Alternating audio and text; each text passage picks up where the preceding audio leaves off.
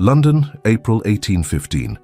The narrow streets of Whitechapel reeked of refuse and desperation, a world away from the perfumed drawing rooms of Mayfair, where fortunes were decided over tea and scandal. In a cramped lodging house on Crooked Lane, Miss Imogen Carstairs stood frozen before the cracked mirror, her hands trembling as her mother fastened the last buttons of her threadbare travelling dress. "You will thank me for this someday," Mrs. Carstairs said, her voice devoid of maternal warmth, counting the £30 that lay on the scarred table, the price agreed upon with Mrs. Wickham's establishment. Imogen's reflection stared back at her, green eyes wide with the kind of terror that comes from understanding exactly what is about to happen and being powerless to prevent it. The sound of carriage wheels on cobblestones outside the window marked the arrival of her fate. Mrs. Wickham's man had come to collect his purchase. If stories of courage in the face of impossible odds move your heart, subscribe now and join us on this journey. What happens next will change everything you thought you knew about rescue and redemption. The carriage that waited in the pre-dawn mist bore no family crest, nothing to identify its purpose or destination. Imogen descended the narrow stairs of the lodging house, each step feeling like a small death, while her mother followed behind with remarkable composure for a woman who had just sold her only daughter into the most notorious brothel in London. Mrs. Wickham's establishment was infamous throughout the city, a place where young women entered and rarely emerged intact, if they emerged at all. The proprietress specialized in what she called training, a euphemism that made even hardened men of the ton speak in hushed voices when the subject arose at their clubs. Imogen knew these facts with the clarity of someone who had listened to whispered warnings throughout her childhood, never imagining they might one day apply to her own life. "Mrs. Wickham pays well for girls with your particular qualities," her mother had explained 3 days prior, when poverty had finally exhausted whatever maternal instinct remained. "Your father left us nothing but debts when he died.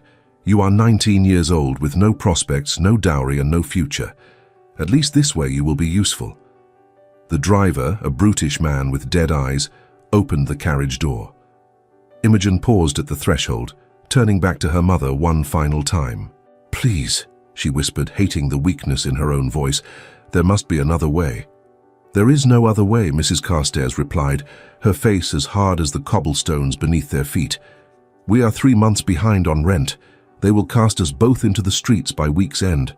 This is survival, Imogen. Practical, necessary survival."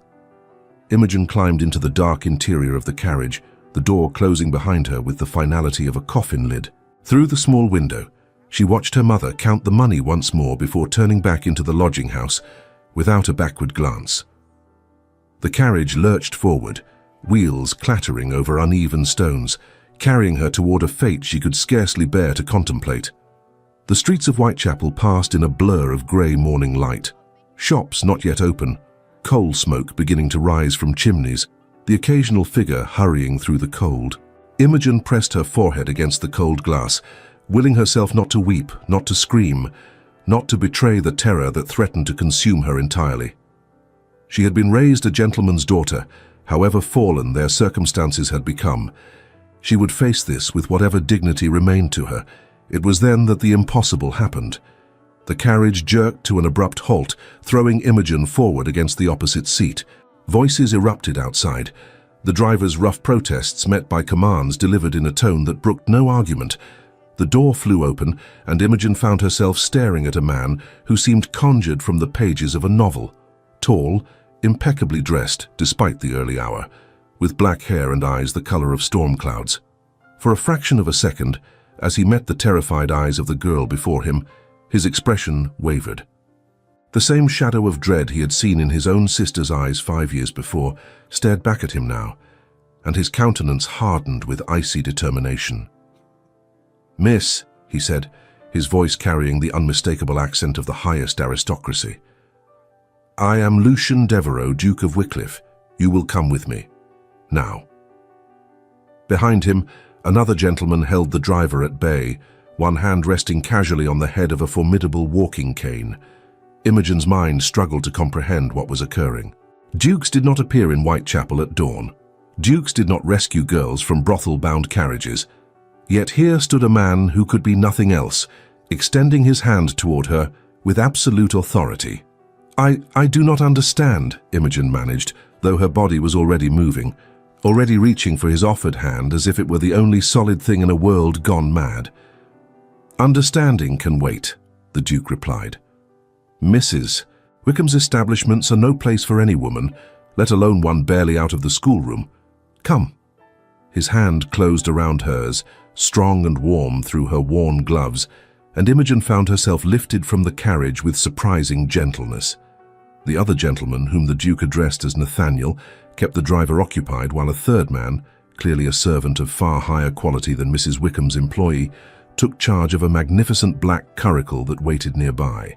Your Grace, the driver protested, recognition finally dawning. Mrs. Wickham paid good money for that girl. The mother signed papers. Then Mrs. Wickham may apply to me for reimbursement, the Duke said, his voice dropping to a temperature that made even Imogen shiver. I believe she will find the sum of £30 insufficient motivation to challenge a peer of the realm, particularly when that peer happens to know certain facts about her establishment that the magistrates would find most interesting. The driver paled and stepped back. Within moments, Imogen found herself seated in the Duke's curricle, a laprobe tucked around her despite the fact she still wore her traveling dress. The vehicle moved forward with smooth precision, leaving Whitechapel and its horrors behind. How did you know? Imogen asked when she could finally speak. How did you happen to be there at that exact moment? The Duke's companion, Viscount Nathaniel Ashby, as he introduced himself, settled into the opposite seat with a wry smile. His Grace has made it a personal mission to intercept Mrs. Wickham's procurement methods. We maintain contacts throughout the city, who alert us when transactions of this nature are scheduled. 5 years ago, the Duke said, his eyes fixed on the road ahead, my youngest sister was nearly sold to the same establishment by her governess. We rescued her in time, but the experience left its mark. I vowed then that no other woman would suffer that fate, if I could prevent it. The words should have reassured Imogen. Instead, they raised 100 new questions, each more troubling than the last. She had been rescued, yes, but rescued into what? She sat in a curricle with one of England's most eligible bachelors, a man she had never met, traveling toward an unknown destination. Her mother had the legal right to determine her fate until she reached her majority or married. The Duke had committed what could technically be considered abduction, regardless of his noble intentions. Where are you taking me? She asked, surprised by the steadiness in her own voice. My townhouse in Grosvenor Square, the Duke replied. You will be safe there. My grandmother, the Dowager Duchess Augusta, resides with me. Her presence will ensure your reputation remains intact. Before Imogen could respond, they arrived at an address that made her breath catch. The townhouse stood 4 stories high, its facade gleaming white in the growing morning light, windows reflecting the pale sky like a series of watching eyes. Servants appeared as if summoned by magic, taking charge of the curricle, opening doors, ushering them inside with the practiced efficiency of a great household. The silence of the entrance hall was what stunned Imogen first, a silence so profound that the sound of her own hesitant footsteps on the polished marble rang out like a sacrilege. Her eyes followed the curve of a staircase that seemed to ascend to heaven itself, passing portraits of ancestors whose velvet and silk gazes judged her for her mere presence. The air smelled of beeswax and money, scents so foreign to her Whitechapel existence that they made her dizzy. Every surface gleamed with care, every object spoke of wealth accumulated over generations. She stood frozen, acutely aware of her shabby dress, her worn boots, the stark contrast between her poverty and this extraordinary abundance. Lucian Devereux, a voice rang out from the top of the stairs, imperious and sharp as a blade. What fresh madness is this?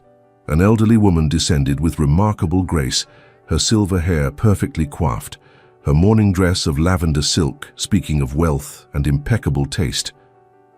Dowager Duchess Augusta of Wycliffe surveyed the scene before her with eyes that missed nothing, her grandson Viscount Ashby and the bedraggled girl standing in her entrance hall. Grandmother, the Duke said with a slight bow, may I present Miss Imogen Carstairs? She requires our protection and assistance. I trust you will extend your hospitality. the Dowager's gaze fixed on Imogen with an intensity that made her want to shrink into the floor. Those sharp eyes catalogued every detail, the quality of her dress, the color of her hair, the way she stood despite her obvious distress. A long moment passed before the Dowager spoke. "Carstairs," she repeated thoughtfully. "Daughter of George Carstairs, the clerk." "Yes, Your Grace," Imogen replied, managing a curtsy despite her trembling legs. "My father died 18 months ago, leaving you in the care of that grasping woman who calls herself your mother, I presume." The Dowager descended the final stairs, circling Imogen like a general inspecting troops. "You have good bones, excellent posture despite your circumstances. Your eyes are quite remarkable, Devereux green almost. Your hair wants proper dressing, your gown wants burning, but the raw material—" She paused, turning to her grandson. "What precisely do you propose to do with her, Lucien?" It was a question Imogen desperately wanted answered. The Duke exchanged a glance with Viscount Ashby before responding. "I propose," he said slowly, each word chosen with care, "that we offer Miss Carstairs an unusual opportunity, one that might benefit us both." The Dowager's eyebrows rose with interest. "Continue." "You have been pressing me to marry for the past 3 seasons, grandmother. You have a particular candidate in mind. Lady Arabella Thornfield, I believe. You arrange opportunities for us to meet. You drop unsubtle hints about suitable brides. You make my life generally intolerable on the subject." "Lady Arabella is perfection itself," the Dowager declared. "Beautiful, accomplished, from an impeccable family." "And utterly unsuitable for me in every way that matters," the Duke interrupted. "However, I understand your concerns about the succession, about my responsibilities. What if I were to become engaged? Would that satisfy your demands for matrimony?" The Dowager's eyes narrowed with suspicion. "Engaged to whom?" The Duke turned to Imogen, and in that moment she understood with startling clarity what he was about to propose. The impossibility of it, the audacity, the sheer madness, all of it crystallized in the space of a heartbeat. "To Miss Carstairs," he said calmly, "for a period of 3 months. During that time, grandmother, you would have the opportunity to train her in all the accomplishments required of a duchess. If, at the end of 3 months, she meets your exacting standards and wishes to proceed with an actual marriage, we would do so. If not, the engagement would be dissolved quietly, and Miss Carstairs would receive a generous dowry to establish herself respectably elsewhere." The silence that followed this pronouncement stretched until Imogen thought she might scream. The Dowager stared at her grandson as if he had suggested dancing naked through Hyde Park. Viscount Ashby studied the ceiling with sudden fascination. Imogen herself could not seem to draw sufficient breath. "You are proposing," the Dowager said at last, her voice dangerously quiet, "to pass off this girl, this clerk's daughter rescued from God knows what fate, as your fiancée, to present her to society, to have me, Augusta Devereux, transform her into Duchess material in a mere 3 months?" "Precisely," the Duke confirmed. "It is the most ridiculous scheme I have ever heard." The Dowager circled Imogen once more, her expression unreadable. "It will create a scandal of extraordinary proportions. Every gossip in London will tear the girl to shreds. Lady Arabella's family will be mortally offended. The ton will laugh themselves sick at the notion of a duke marrying so far beneath his station." "Yes," the Duke agreed, "all of those things are likely." The Dowager stopped directly in front of Imogen. "What say you, girl? Do you understand what he is offering? 3 months of the most intense education you can imagine. I will work you until you weep. I will remake you from the skin out. You will learn to walk, speak, dress, dance, and conduct yourself as if you were born to be a duchess.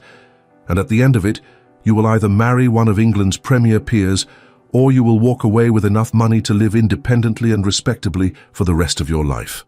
Imogen's mind raced. Hours ago, she had been in a carriage bound for horror. Now she stood in the entrance hall of a ducal townhouse, being offered a bargain that seemed plucked from the pages of a fairy tale, albeit one with decidedly practical terms. The Duke watched her with those storm-grey eyes, waiting, while his grandmother radiated skeptical challenge. "What is the alternative?" Imogen asked quietly. "If I refuse?" "The Duke will provide you with funds to establish yourself modestly," the Dowager replied, "perhaps as a governess or companion. Your mother retains legal authority over you until you reach your majority, however, which presents certain complications." The unspoken truth hung in the air. Her mother could sell her again, could reclaim her, could drag her back to Whitechapel and worse. Unless Imogen had the protection of a powerful family or the independence of marriage, she remained vulnerable. "Why?" Imogen turned to the Duke, needing to understand. "Why would you do this for a stranger? What do you gain?" For the first time since their meeting, something flickered across the Duke's controlled features, something that might have been pain or memory or both. "My sister was your age when her governess betrayed her. I failed to protect her soon enough. She survived, but the experience changed her in ways that haunt me still. If I can prevent even one woman from suffering such a fate, if I can turn my grandmother's matrimonial ambitions towards something productive." He paused. "Besides, I find myself curious to see if it can be done. If a clerk's daughter can become indistinguishable from any lady of the ton." "It is a wager," Imogen said, understanding fully now. "I am your wager against society's expectations." "More than that," the Dowager interjected, a strange gleam entering her eyes.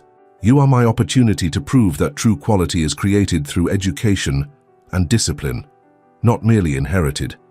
If I can transform you, I will have demonstrated something the ton has denied for centuries, that nobility of manner can be learned, that grace is not solely the province of those born to it." It was vanity speaking, Imogen realized, the Dowager's famous pride, her reputation as an arbiter of taste and propriety, the challenge of taking rough material and polishing it to shine as brightly as any diamond. The prospect had caught her imagination despite herself. 3 months, Imogen said slowly, "and if I fail your training, I still receive the dowry." "You have my word," the Duke replied. "Additionally, your mother will be compensated for her cooperation. She will sign papers relinquishing all claim to you, witnessed by my solicitors. You will be legally free of her regardless of the outcome." It was an escape. A genuine, miraculous escape from a fate too horrible to contemplate. True, she would be trading one form of obligation for another, submitting to the Dowager's notorious strictness, playing the role of fiancée to a man she did not know. But she would be safe. She would be learning. She would have a future beyond the walls of Mrs. Wickham's establishment. "I accept," Imogen said, lifting her chin with a confidence she did not entirely feel. "I will do everything in my power to meet your standards, Your Grace, and at the end of 3 months we will see what has become of your wager." The Dowager's smile was sharp and satisfied. "So be it. We begin immediately. Lucian, have Miss Carstairs' belongings sent over from Whitechapel." "There are no belongings, grandmother," the Duke said quietly. "What she wears is all she possesses." Something flickered across the Dowager's face. Pity, perhaps, or recognition of the depths from which this girl had come. She nodded curtly. "Then we shall start with the basics. Come, Miss Carstairs. The first lesson begins now." The days that followed blurred into an exhausting whirlwind of transformation. The Dowager proved as demanding as promised, beginning each morning at 6 o'clock with posture exercises that left Imogen's back and shoulders aching. She learned to walk with books balanced on her head, to sit without leaning against the chair back, to rise and curtsy with fluid grace rather than the jerky movements of someone unused to formal manners. Imogen discovered that elegance was a constant ache, in the back muscles forced into unnatural straightness, in feet squeezed into dancing slippers that pinched with every step, in the suffocating sensation of a tightly laced corset that restricted each breath. For the first time, she felt the texture of silk against her skin, a cold, smooth whisper that seemed to belong to another woman, to a stranger she watched slowly forming in the mirror, someone who moved with practiced grace, whose hands no longer bore the rough marks of poverty, whose very posture announced breeding she had never possessed. "A duchess," the Dowager declared repeatedly, "is always conscious of her body, her carriage, her presentation. You must appear as though being perfectly correct comes naturally, as though you were born knowing how to comport yourself with elegance." Language lessons occupied the afternoons. Imogen discovered she had a facility for French, picking up pronunciation with surprising ease, though Italian proved more challenging. The dowager hired masters for music, pianoforte, harp, singing, and Imogen threw herself into the instruction with desperate determination. She had no intention of failing. Failure meant losing this miraculous second chance. The Duke himself appeared infrequently during those early weeks. He attended to business, maintained his social obligations, and otherwise gave Imogen space to work with his grandmother. When they did encounter each other, passing in corridors, at breakfast, during carefully chaperoned afternoon visits, he maintained perfect courtesy, asking about her progress, offering encouragement, but never overstepping the bounds of their unusual arrangement. "Do not mistake his distance for indifference," Viscount Ashby told her one afternoon as they walked in the townhouse's small garden.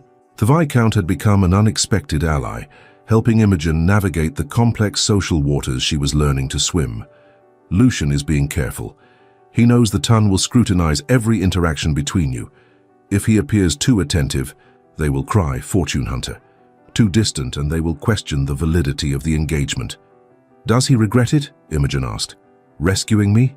Proposing this arrangement?" "On the contrary," Nathaniel replied. "I have known Lucian since we were children. I have never seen him as purposeful as he has been these past weeks. I believe you have given him something he has lacked, a mission that engages both his heart and his mind." The words stayed with Imogen as she continued her transformation. The dowager ordered an entire wardrobe from London's finest modistes: morning dresses, afternoon dresses, evening gowns, walking dresses, riding habits. Each fitting became another lesson in deportment, in standing still while others worked, in making decisions about fabric and trim with the confidence of someone who had worn fine things all her life. "You favor green," the dowager observed during one such fitting. "Wise. It complements your eyes remarkably. Avoid pink, it washes you out. Ivory rather than white for evening. Remember, you are not a debutante. You are a woman of substance and maturity." By the 6th week, Imogen barely recognized herself in the mirror. Her hair had been cut and dressed in the latest fashion, her posture had transformed, and the constant lessons had refined her speech until only the most discerning ear might detect her origins. The dowager began introducing her to carefully selected members of society, ladies known for discretion, gentlemen who could be trusted not to interrogate too aggressively. At one such gathering, a musical afternoon at Lady Pembroke's, Imogen noticed a young woman standing alone near the terrace doors. The girl could not have been more than 17, her hands trembling slightly as she clutched her fan, her eyes darting nervously as two older ladies nearby exchanged glances and whispered behind their hands. Imogen recognized that particular brand of terror, the fear of being observed, judged, and found wanting. She had worn that same expression mere weeks ago. Without conscious thought, Imogen crossed to the young woman's side. "What a lovely fan," she said warmly, gesturing to the delicate ivory piece. "The painting is exquisite. Is it Italian?" The girl's eyes widened with surprise and relief. "French, actually. It was my grandmother's. Then you must treasure it doubly, for its beauty and its sentiment." Imogen smiled with genuine kindness. "This is your first season, I imagine. Mine as well, in a manner of speaking. Terrifying, is it not?" A small laugh escaped the girl. "I thought I was the only one frightened. We all are, I suspect. We simply become better at hiding it." Imogen spent the next quarter hour in easy conversation with the young Miss Fairfax, learning of her love of poetry and her anxiety about the upcoming season, offering gentle encouragement and genuine interest. Across the room, Viscount Ashby observed the interaction with interest before murmuring to the Duke, "Your fiancée possesses a quality no amount of instruction can instill. That compassion is entirely her own."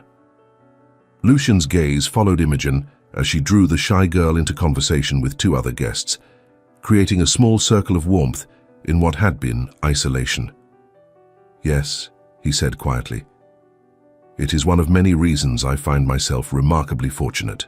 The dowager, observing from the opposite side of the room with her characteristic hawk-like attention, allowed herself the rarest of expressions, an almost imperceptible nod of approval.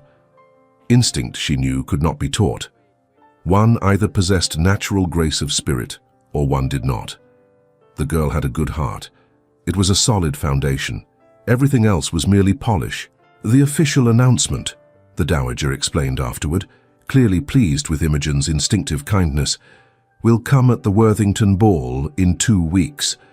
Lord and Lady Worthington are old friends. Their ball will provide the perfect venue for your debut as Lucian's intended. Until then, we build anticipation. We allow rumors to circulate. We create curiosity. It was during one of these preparatory social events that Imogen first encountered Lady Arabella Thornfield. The musical evening at Lady Pembroke's residence had seemed innocuous enough.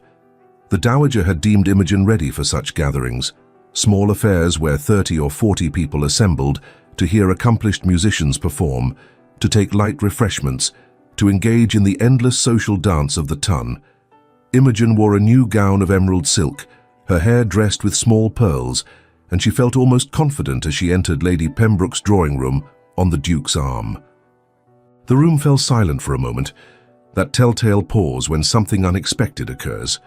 Eyes turned toward them, speculation written clearly on dozens of faces.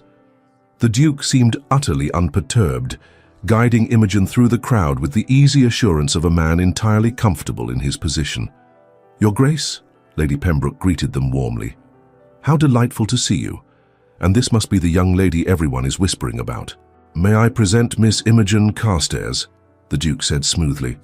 "My fiancée." The official designation, spoken aloud for the first time in such company, sent visible shock rippling through the assembled guests.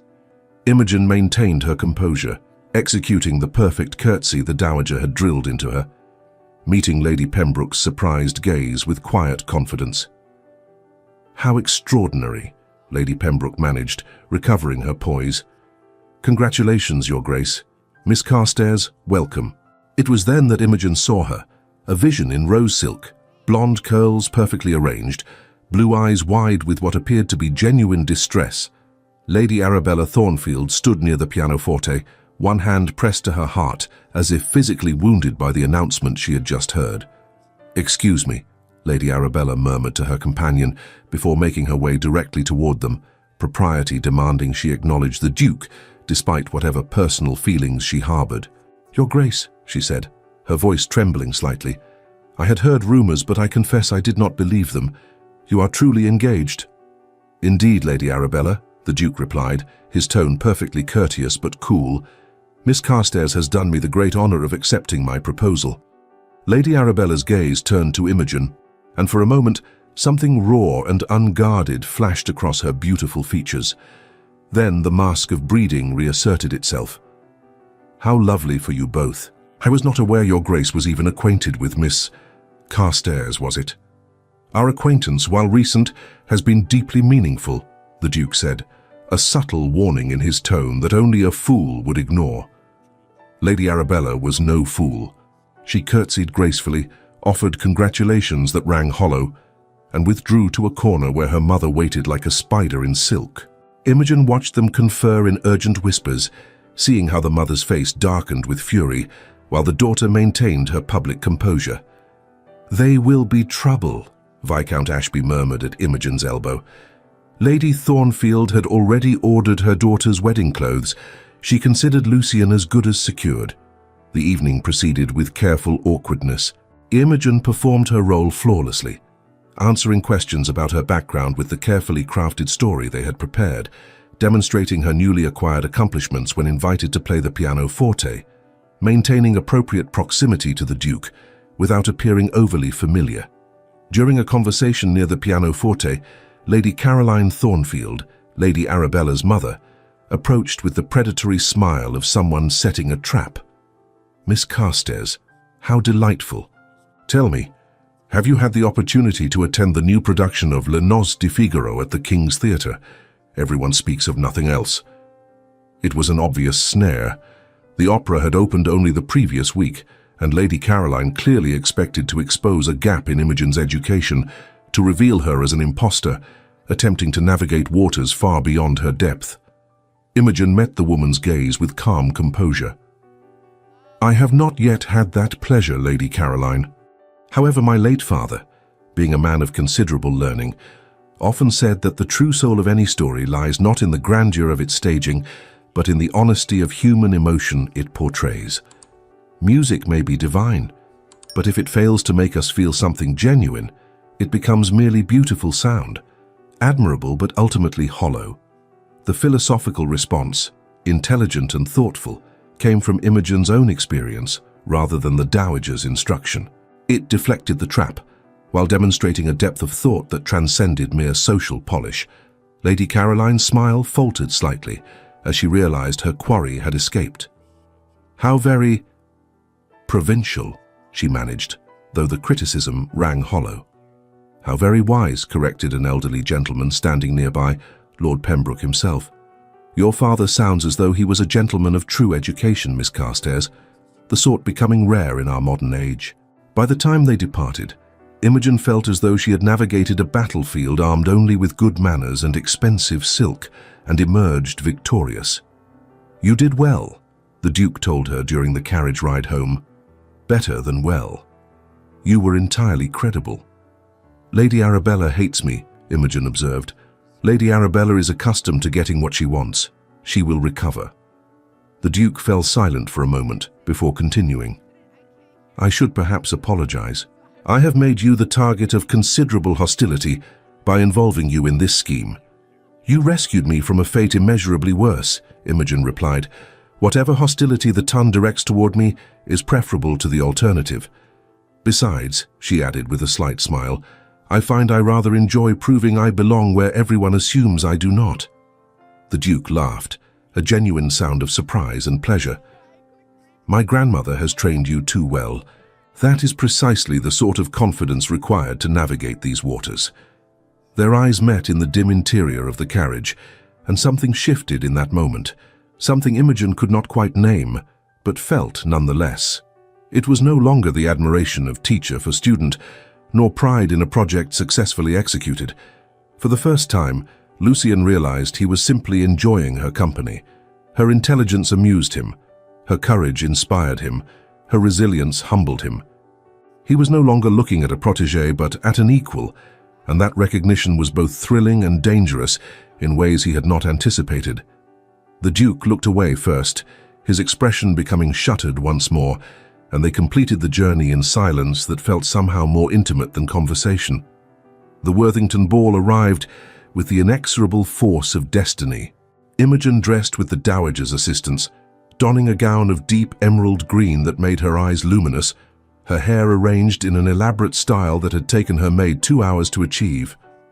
When she descended to the entrance hall where the Duke waited, his expression of stunned appreciation told her more than words ever could. "Miss Carstairs," he said formally, offering his arm, "you are magnificent." The ballroom at Worthington House blazed with candlelight, hundreds of guests milling in their finest attire, music already playing as couples took to the floor. The formal announcement came shortly after their arrival, Lord Worthington calling for attention, declaring his pleasure in announcing the engagement of His Grace the Duke of Wickliffe to Miss Imogen Carstairs. The response was everything the Dowager had predicted and prepared Imogen for: applause that rang hollow in places, whispers that rose like a tide. Ladies studying Imogen through opera glasses, cataloguing every detail for later dissection. Gentlemen regarding the Duke with expressions ranging from confusion to poorly concealed amusement. "Let them stare," the Duke murmured as he led Imogen onto the floor for the first waltz. "They will grow accustomed to you soon enough." Dancing with him proved different from the lessons with masters the Dowager had hired. The Duke's hand at her waist felt warm even through layers of silk and propriety. He moved with effortless grace, guiding her through the steps while maintaining appropriate distance, his attention focused entirely on her, despite the hundreds of eyes watching their every movement. "Are you frightened?" he asked quietly. "Terrified," Imogen admitted, "but also strangely exhilarated." "Is that peculiar?" "Not at all. You are discovering your own strength. That is always exhilarating, even when it is also terrifying." The waltz ended too soon and too late. Imogen found herself immediately surrounded by curious guests, enduring questions and scrutiny with the poise the Dowager had instilled. Gentlemen requested dances, which she accepted with appropriate modesty. Ladies engaged her in conversation designed to trap her in some error of knowledge or manners, but the dowager's training held firm. It was during one such conversation, near the refreshment table, that disaster struck from an unexpected direction. A woman of middle years, wearing a gown that had seen better days, pushed through the crowd with the desperation of someone who had nothing left to lose. Her entry into the ballroom had likely been accomplished by bribing a footman or following the delivery of supplies through the servants' entrance, the sort of brazen infiltration possible only when desperation overwhelmed all sense of propriety. Imogen recognized her mother half a second before Mrs. Carstairs seized her arm in a grip, painful even through long gloves. "There you are," Mrs. Carstairs declared loudly, her voice cutting through the genteel murmur of the ball. "Playing Duchess, are you? While your own mother starves in Whitechapel." The surrounding conversations died immediately. Every eye in the vicinity turned toward the scene unfolding near the refreshment table. Imogen felt her carefully constructed composure fracture, felt the world she had been building for 2 months threaten to collapse around her.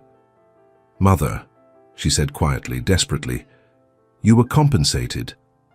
The Duke's solicitors—" £30? Mrs.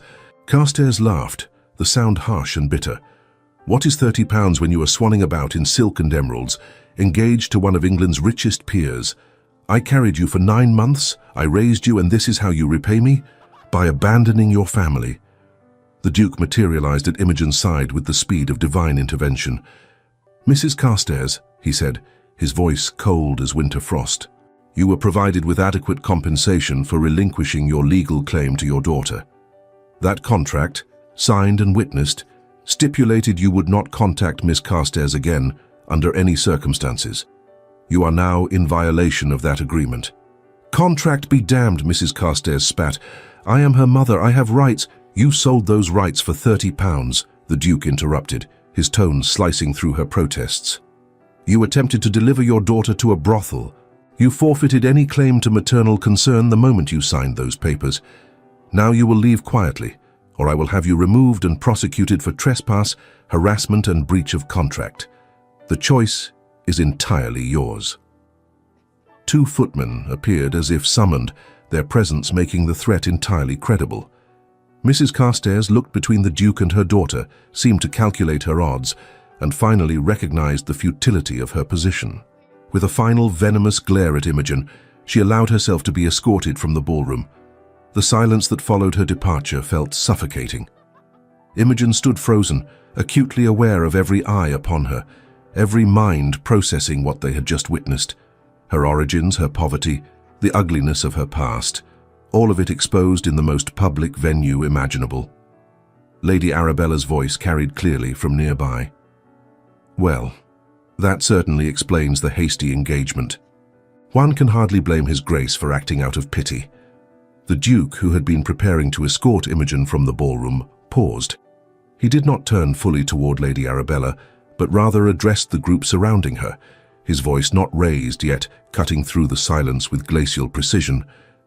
"Pity, Lady Arabella?" he said, each word carefully measured. "That is a sentiment I reserve for those incapable of recognizing strength and integrity when standing before them. Miss Carstairs requires no one's pity, only the respect her character demands, something which this evening she has demonstrated in abundance." He turned back to Imogen, offered his arm with deliberate courtesy, and guided her from the ballroom. The comment resonated through the assembled guests, shaming those who had heard it into uncomfortable silence. It was the Dowager who broke the moment as they reached the entrance hall. She swept forward with all the authority of her 70 years and impeccable lineage, her voice carrying back into the ballroom.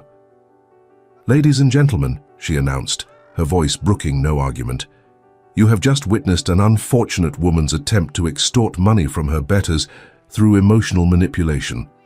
Miss Carstairs has shown remarkable fortitude in rising above such sordid origins. I, Augusta Devereux, Dowager Duchess of Wycliffe, personally vouch for her character, her accomplishments, and her suitability to become my grandson's wife.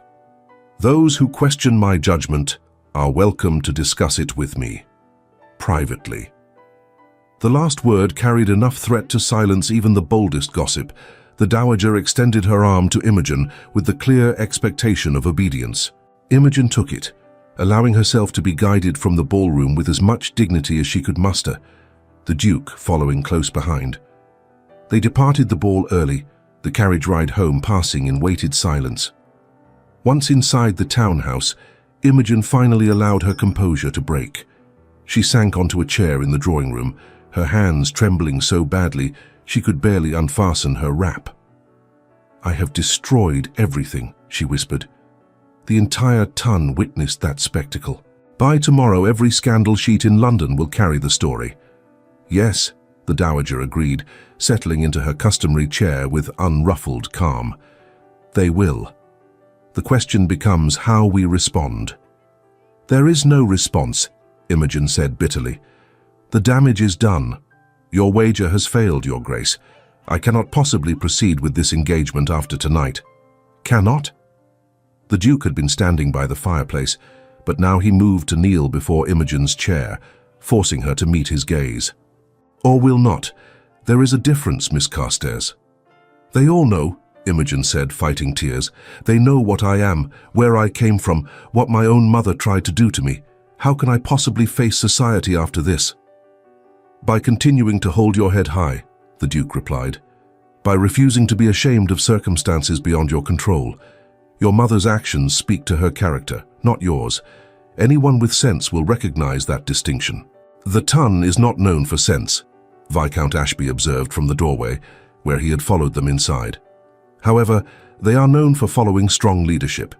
If the Devereux family stands united in support of Miss Carstairs, if we make it clear that we find her entirely acceptable despite her origins, many will fall in line. Others will gossip, yes, but they would gossip regardless. Such is the nature of society." "I will not have you damage your reputation further for my sake," Imogen protested. "My dear child," the dowager said with unexpected gentleness, "my reputation is unassailable. As for Lucien, he has spent his entire adult life being precisely the sort of Duke society expects, responsible, proper, dutiful. Perhaps it is time he did something unexpected. Perhaps you are exactly the sort of unexpected he needs." The Duke's hand covered Imogen's where it rested on the chair arm. "We continue as planned. You have worked too hard, come too far to abandon the endeavor now. Unless—" He paused, his grey eyes searching her face. "Unless you truly wish to withdraw. In which case, the terms of our arrangement stand. You will receive the promised dowry and be free to establish yourself elsewhere. The choice is yours, Miss Carstairs. It has always been yours." Imogen looked at the three faces surrounding her, the dowager's proud determination, Viscount Ashby's loyal support, and the Duke's steady regard. They were offering her something she had never expected to find in the wake of her rescue: genuine care, authentic concern, real choice. "I would like," she said slowly, "to continue, if you will have me." The Duke's smile transformed his usually austere features into something breathtakingly handsome. "Then we shall weather this storm together, Miss Carstairs, and emerge stronger for it." The days following the Worthington Ball proved as difficult as anticipated. Scandal sheets published lurid accounts of the incident, embellishing details with creative abandon. Invitations that had been arriving steadily slowed to a trickle. Ladies who had been cautiously welcoming turned cold shoulders. The ton, it seemed, had judged Imogen and found her wanting. At White's, Viscount Ashby found himself surrounded by a group of gentlemen who spoke with the casual cruelty characteristic of men who believed themselves untouchable. "Heard Wycliffe rescued the girl from a brothel-bound carriage," Lord Pemberton's son remarked with a laugh. "Rather theatrical even for him. One wonders if it was truly rescue or merely acquiring damaged goods at a discount." The group laughed, unaware that Nathaniel stood just behind them, his expression darkening with each word. "Curious," Nathaniel said, his voice cutting through the laughter with the precision of a surgeon's blade. The men turned, suddenly aware of his presence. Some men measure their worth by the blood they inherited from ancestors they never met. Others measure it by the courage of their own actions. Wycliffe has always preferred the latter. He did not rescue a damsel in distress. He recognized a soul of steel wrapped in circumstances beyond her control. I suggest you not confuse the two things, gentlemen. History tends to remember acts of genuine valor far longer than it remembers the petty mockery of those too timid to act themselves. The silence that followed was profound. Nathaniel held each man's gaze until they looked away, then departed with the satisfaction of knowing he had drawn first blood in the battle for public opinion. Yet the Devereux family held firm, despite such encounters. The Duke appeared in public with Imogen regularly, his manner toward her unchanged by the scandal. The Dowager maintained her rigorous training schedule, refusing to acknowledge any setback. Viscount Ashby remained a steadfast presence, deflecting criticism with his characteristic wit. "Let them whisper," he told Imogen during one particularly difficult afternoon. "Whispers fade, but your accomplishments, your character, those endure." The turning point came 3 weeks after the disastrous ball, at an event Imogen had not anticipated attending. The Prince Regent himself summoned the Duke to Carlton House for an evening reception, and protocol demanded he bring his intended bride. "Prinny is notoriously unpredictable," the Dowager warned as she oversaw Imogen's preparation. "He may be charming or cutting, supportive or scandalous. You must be prepared for anything." Carlton House dazzled beyond imagination, gilt everywhere, paintings by masters covering the walls, furnishings that represented the height of opulent taste. The Prince Regent held court in a reception room that seemed designed to overwhelm lesser mortals, surrounded by his favorites and those seeking favor. "Wycliffe," the prince called out upon spotting them. "And this must be the young lady causing such a stir. Come, come, let me see her properly." The Duke presented Imogen with perfect formality. She executed her deepest curtsy, then rose to face the prince's appraising stare. He circled her slowly, rather like the Dowager had that first day, studying her with eyes that missed nothing despite his notorious dissolution. "Carstairs," the prince mused. "Clark's daughter, I understand. Mother tried to sell her to a brothel. Rather dramatic origins for a future duchess." "Your Majesty," Imogen replied, her voice steady despite her pounding heart. "I do not choose my origins any more than any of us do. I can only attempt to live with honor, despite them." The prince laughed, a booming sound that made several courtiers jump. "Well said. Wycliffe, she has spirit. I like that. These milk and water misses bore me to tears. Give me someone with actual substance any day." He turned back to Imogen. "You play, I assume, piano?" "Yes, Your Majesty, and harp I also sing tolerably well." "Tolerably.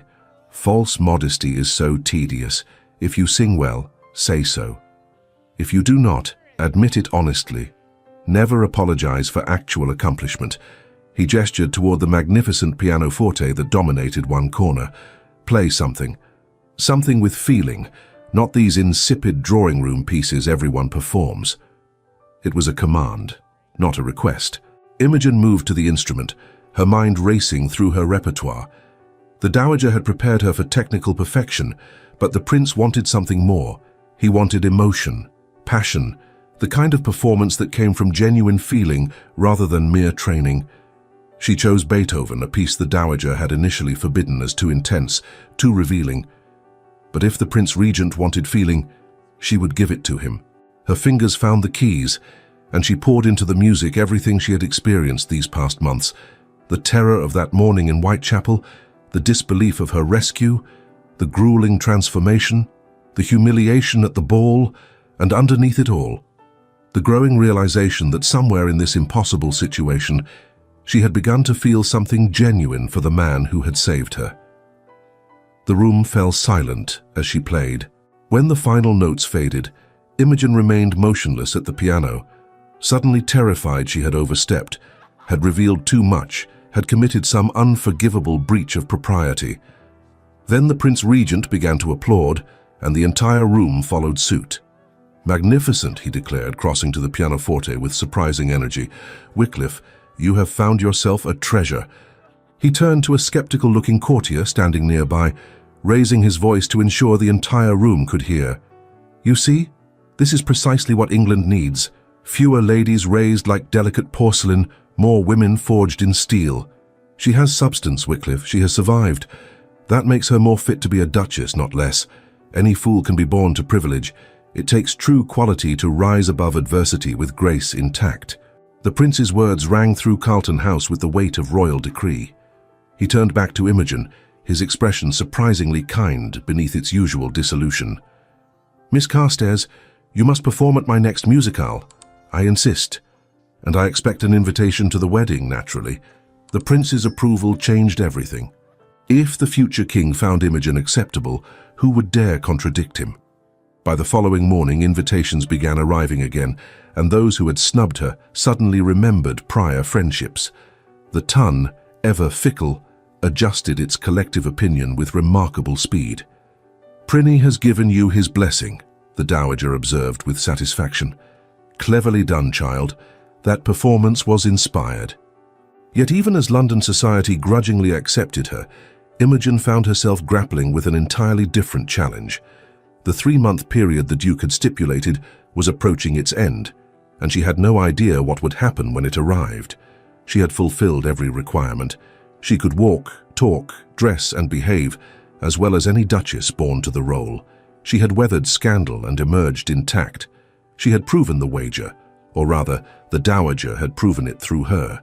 By all terms of their arrangement, Imogen should prepare to receive her dowry and establish herself independently. Yet the thought of leaving filled her with unexpected anguish. Somewhere during these intense months, she had stopped playing a role and started living it. The Duke's townhouse had become home. The dowager's demanding standards had become a source of pride rather than anxiety. Viscount Ashby's friendship had become precious, and the Duke himself. Imogen forced herself to examine the truth she had been avoiding. She had fallen in love with Lucien Devereux, not with his title or wealth, not with the security he represented, but with the man himself. His unexpected kindness, his dry humor, his genuine concern for those weaker than himself. She loved the way his austere expression softened when he smiled, the careful courtesy with which he treated servants, the fierce protectiveness he showed toward those he considered under his care. But their arrangement had been a business transaction, carefully structured to protect them both. The Duke had never suggested he felt anything beyond responsibility toward her. Indeed, he had maintained appropriate distance throughout, never overstepping, never suggesting their relationship might become more than the facade they presented to society. The end of the 3-month period arrived with the inexorable quality of fate. The Duke requested Imogen's presence in the library, a formal meeting to discuss their arrangement's conclusion. She dressed carefully, as if armor of silk might protect her heart, and descended the stairs with the poise the dowager had instilled.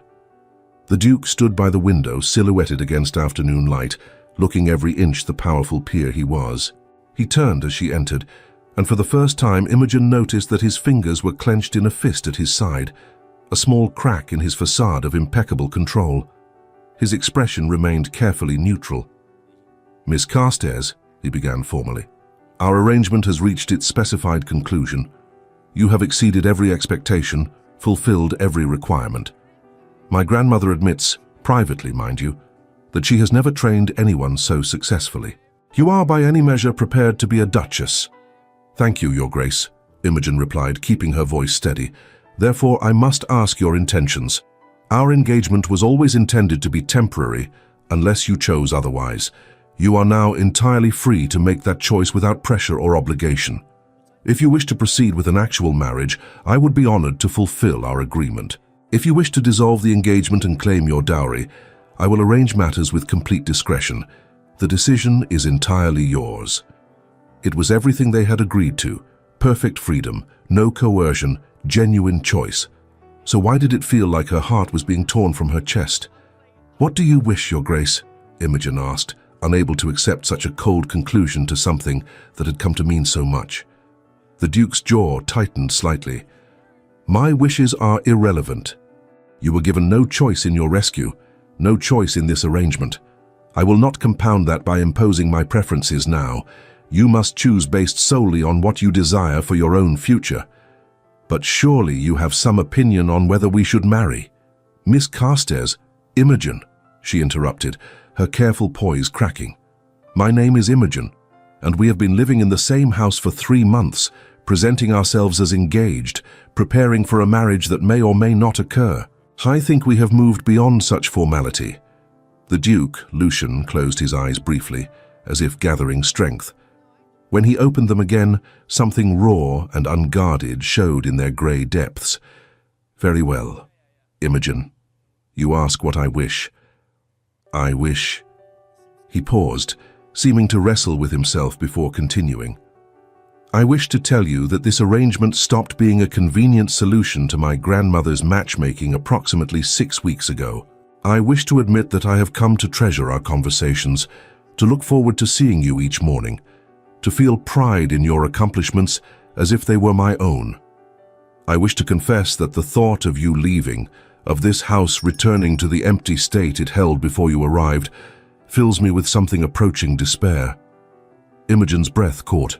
"Lucian, but I also wish," he continued, his voice rough with emotion he could no longer entirely conceal, "to give you genuine freedom to choose your own path.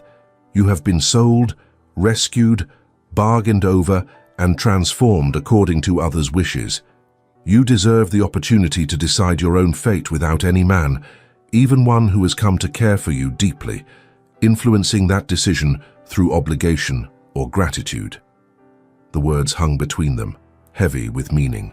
Imogen crossed the library slowly, each step deliberate until she stood directly before him, close enough to see the tension in his shoulders, the careful control he maintained even now.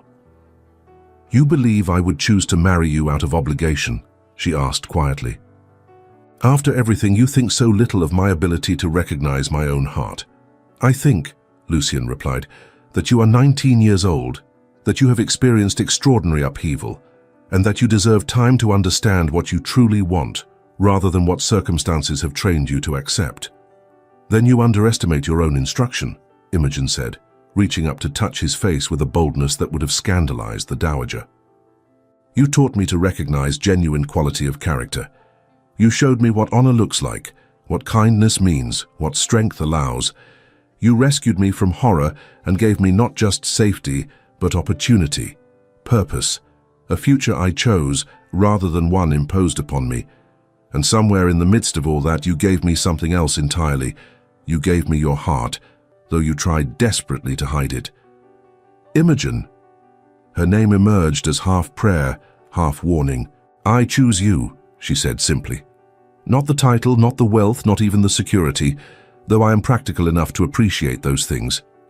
I choose the man who intervenes in Whitechapel carriages at dawn, the man who maintains friendships despite social pressures, the man who treats servants with respect and dances with awkward young women at balls when no one else will. I choose Lucien Devereux, and I will be honored to become his duchess, his wife, and, if Providence is kind, the mother of his children."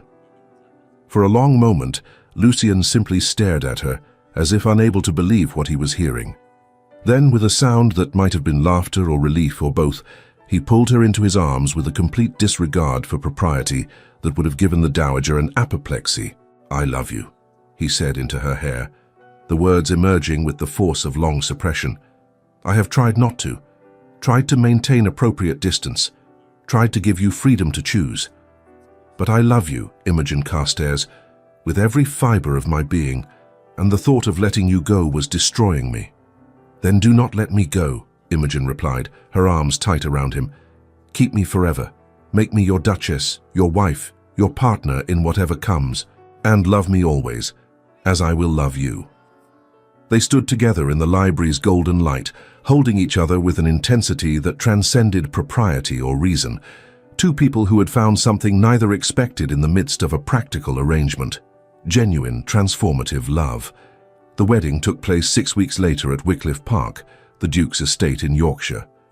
Though London society would have expected, demanded even, a grand ceremony at St.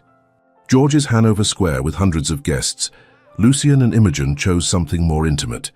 Family and close friends gathered in the estate's ancient chapel, sunlight streaming through medieval stained glass, while a bishop the dowager had known for 40 years performed the ceremony. Imogen wore ivory silk embroidered with silver thread, her hair dressed with pearls that had belonged to Lucien's mother. As she walked down the aisle on Viscount Ashby's arm, he having agreed to stand in for her absent family, she felt no regret, no fear, only a profound sense of rightness. The Duke, Lucian, waited at the altar with an expression of such open happiness that several guests later claimed to have never seen him so transformed. When they spoke their vows, hands clasped, eyes meeting, the chapel seemed to hold its collective breath at the authenticity of feeling being expressed. "I, Lucien Devereux, take thee, Imogen Carstairs, to be my wedded wife," he said clearly, his voice carrying to every corner. "To have and to hold from this day forward, for better, for worse, for richer, for poorer, in sickness and in health, to love and to cherish, till death us do part." Imogen's own vows emerged steady and sure, sealing their union with words that transcended social expectations or practical arrangements.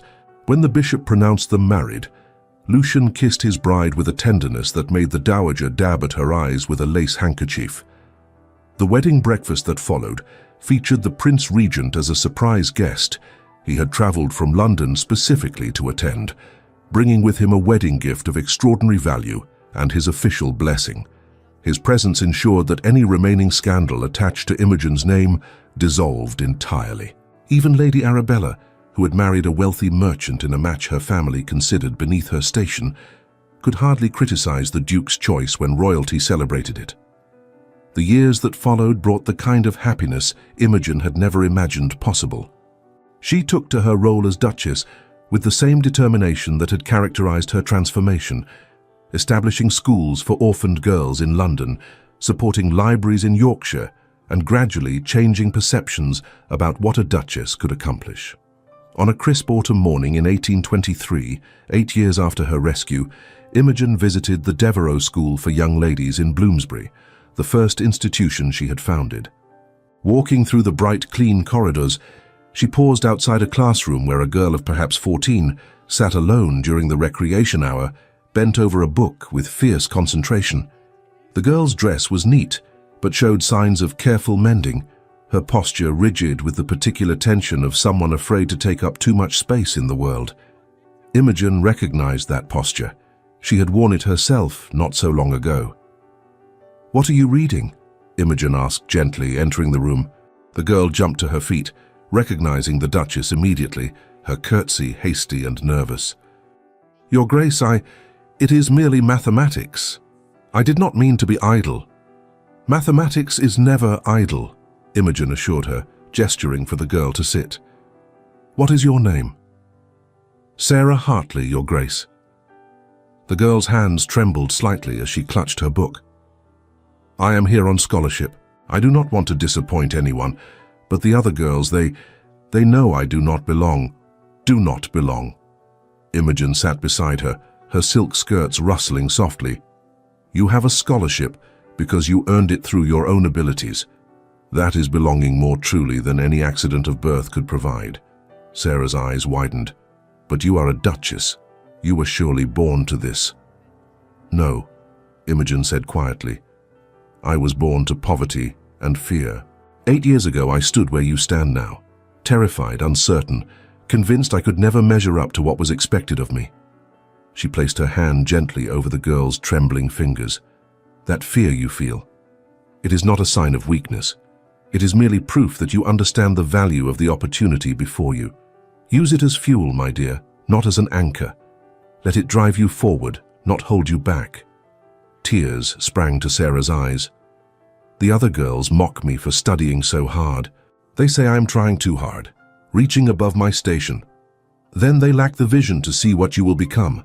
In 10 years, Sarah Hartley, you will look back at this moment and realize that every hour of study, every moment of discomfort, every instance of proving yourself, all of it shaped you into someone extraordinary, not despite your origins, but because you had the courage to rise above them."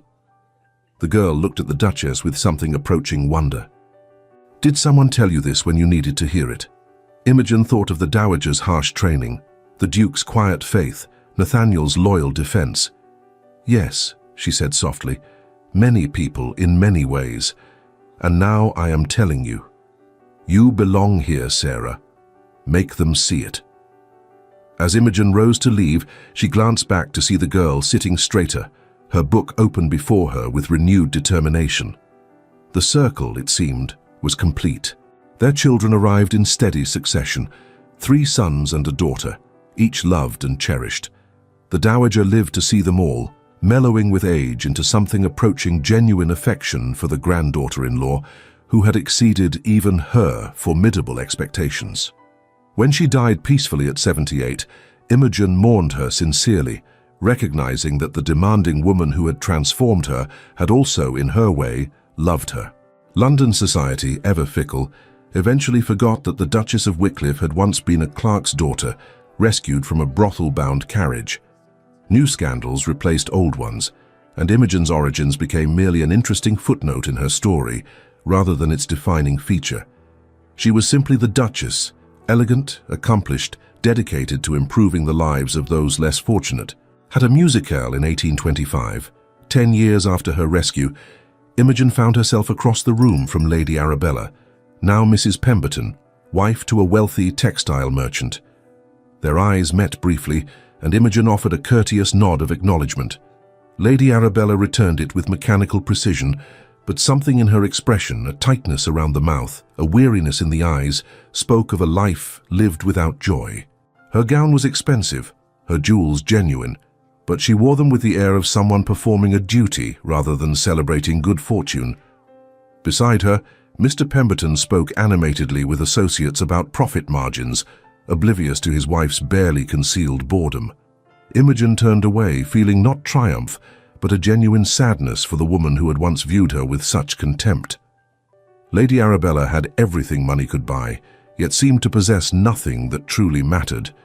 Meanwhile, Imogen, once sold for £30, had found a love that transformed lives, a purpose that brought meaning, and a happiness that no amount of wealth could purchase. But Imogen never forgot. Every girl she helped educate, every orphan she supported, every woman she assisted in finding respectable employment, each one represented the girl she had been, the fate she had narrowly escaped, the transformation that genuine care and opportunity could effect. "Do you ever regret it?" Lucian asked her one autumn evening as they walked through Wycliffe Park's gardens. 20 years had passed since that morning in Whitechapel, and they had grown middle-aged together, silver threading through Imogen's auburn hair, lines forming around Lucian's eyes. "Regret what?" Imogen asked, knowing full well what he meant, but wanting to hear him say it. "Any of it. The bargain, the transformation, marrying a man you barely knew under such extraordinary circumstances." Imogen stopped beneath an ancient oak, turning to face her husband with a smile. "I regret nothing. Not the fear, not the difficulty, not even that terrible ball where my mother appeared. Every moment led to this, to you, to our children, to the life we have built together. You rescued me, yes, but you gave me something far greater than mere safety. You gave me the chance to discover who I could become. And who have you become, my love?" "Myself," Imogen replied simply. "Fully, completely, authentically myself. That is the greatest gift anyone could receive." They stood together in the fading light, two people who had defied every expectation, proven every cynic wrong, and built something lasting from the most unlikely beginnings. Love, it seemed, truly could conquer any obstacle, even the insurmountable barriers of class, the cruelty of fate, and the harsh judgments of society. And that, in the end, was the only truth that mattered. 5 decades later, in the same gardens where they had walked countless times, the Duke and Duchess of Wycliffe sat together watching their grandchildren play. Imogen's hair had turned completely silver, and Lucian's back had curved with age, but their hands remained clasped as they had been that day in the library when everything changed. "We have had a good life," Lucian said quietly. "We have had an extraordinary life," Imogen corrected. "Against all odds, despite all obstacles, we found each other. We built something beautiful." Their children had grown to adulthood, each choosing love over obligation in their own marriages, a legacy Imogen and Lucian had deliberately fostered. The schools Imogen had established continued to educate hundreds of girls annually. The foundation bearing her name had become one of London's most respected charitable organizations. As sunset painted the Yorkshire sky in shades of amber and gold, Imogen leaned against her husband's shoulder, feeling the profound contentment of a life well lived, of love well earned. "Thank you," she whispered, "for rescuing me, for believing in me, for loving me." "Thank you," Lucienne replied, kissing her silver hair, "for choosing me, for transforming not just yourself, but all of us, for proving that true nobility comes from character, not birth." They sat together as twilight deepened, two souls who had found each other in the most impossible circumstances and built something that would endure long after they were gone. A legacy of love, courage, and the unshakable belief that every person, regardless of origin, deserves the chance to discover their own greatness. The end. Dear listener, sometimes the cruelest circumstances lead to the most extraordinary transformations. Like Imogen, you may find yourself facing impossible situations, feeling powerless, believing your story has already been written by others' choices. But remember, rescue can come from unexpected places, and within you lies the capacity to become more than anyone, including yourself, ever imagined. Your past does not define your future. The circumstances of your birth, the failures of those who should have protected you, the judgments of those who claim to know your worth, none of these things limit what you can achieve when given opportunity and support. Imogen was sold by her own mother, yet she became a duchess who changed the lives of thousands. Your journey may be different, but the principle remains the same. Courage, determination, and genuine love can overcome any obstacle. Tonight, as you prepare for rest, know that you are capable of extraordinary transformation. You are worthy of rescue, of love, of every good thing life can offer. The bargains others have made on your behalf need not bind you forever. Your true story is still being written, and you hold the pen. Thank you for journeying with us through Imogen and Lucien's remarkable story. If tales of courage, transformation, and love that defies all expectations touched your heart, please like, subscribe, and share this with someone who needs to hear it. Your support allows us to continue creating stories that inspire, uplift, and remind us all of the extraordinary resilience of the human spirit.